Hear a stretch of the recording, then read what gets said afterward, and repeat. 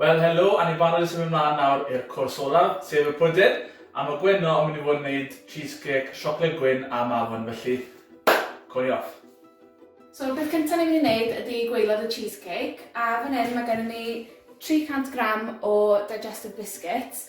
Os chi eisiau gwneud hwn yn gluten-free, jyst defnyddiwch biscuits di-gluten. A ni wedi torri hyn fyny'n fan, allwch chi wneud hyn efo rolling pin neu ni wedi wneud o'n food processor.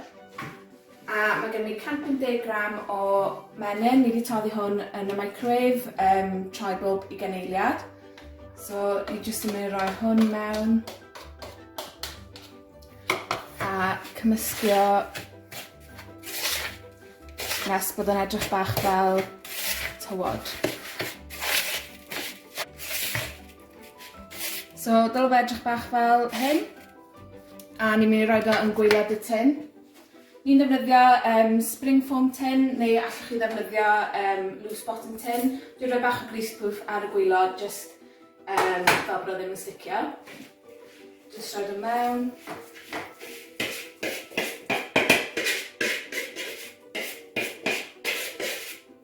Wedyn, jyst edrych yn siŵr bod chi'n pwysio fo i bob cornel o'r tin.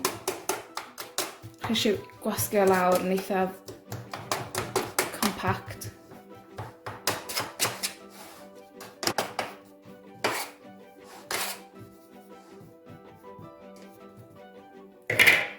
So, ni'n mynd i roi hwn yn y fridge tra bod ni'n cario ymlaen efo gweddill cheesecake.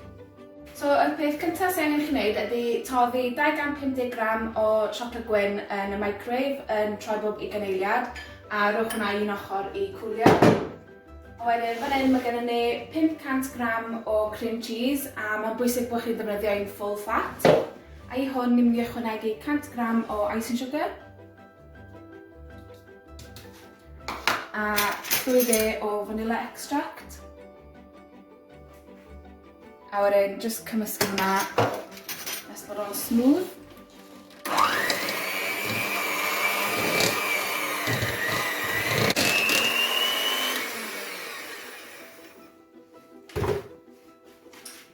A wedyn, ychwanegwch siocled gwyn, newch yn siŵr bod o'n cŵl.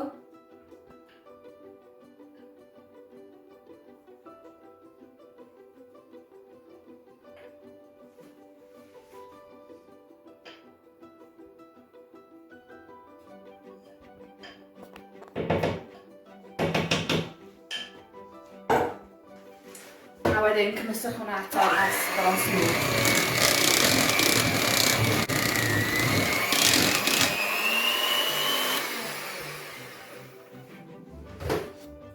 I jyst yn mynd i rownd y bowl i wneud siŵr bod popeth yn cymysgu'n iawn.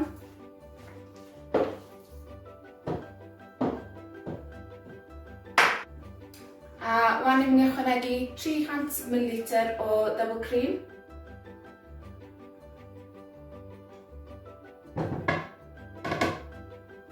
A wedyn cymysgu hwnna nes bod o'n tywhau, gall hyn cymryd munud neu 5 munud yn dibynnu ar eich mixer chi. Felly, jyst dal eich ateb.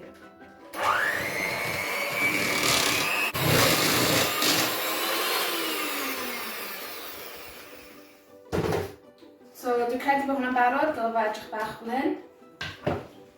So, digon taw i ychwanegu'r Mafon. 250 gram o Mafon yn mynd mewn.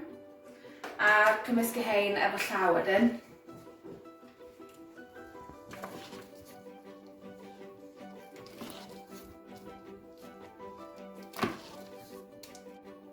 Unwaith chi'n hapus efo hwnna, allwch chi ddechrau roed yn y tin.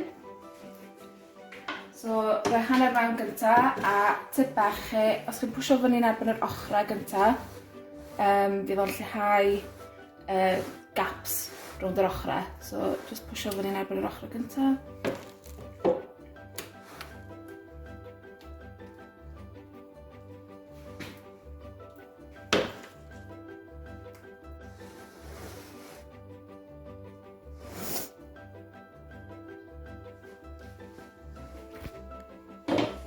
So, unwaith chi'n hapus fel hwnna, mae'n barod i fynd i'r fridge am o leia 8 awr neu dros nos.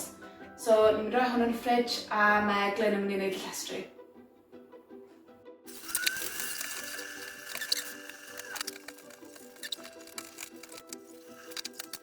So mae'r cheesecake wedi bod yn set yn y ffridge trwy dydd a ni'n barod i addurno. Dim rhaid chi wneud hyn, ond os chi eisiau. Mae gen i 150 ml o double cream yn hyn a dwi wedi whipio fo fyny efo 2 llwy fwrdd o icing sugar. So hwnna a hefyd 100 gram o siocled a dwi'n symud drwy'r o'r top.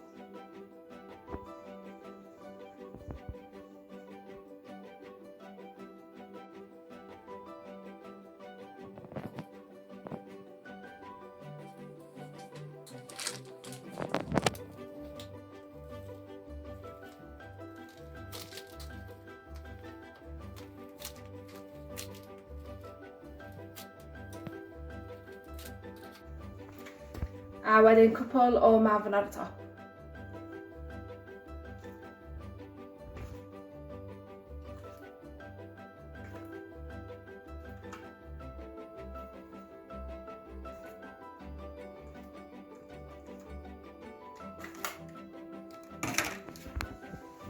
A dyna ni'r cheesecake wedi gorffen. Gobeithio bod chi'n joio wneud o a Santes Dwynwen hapus i chi gyd.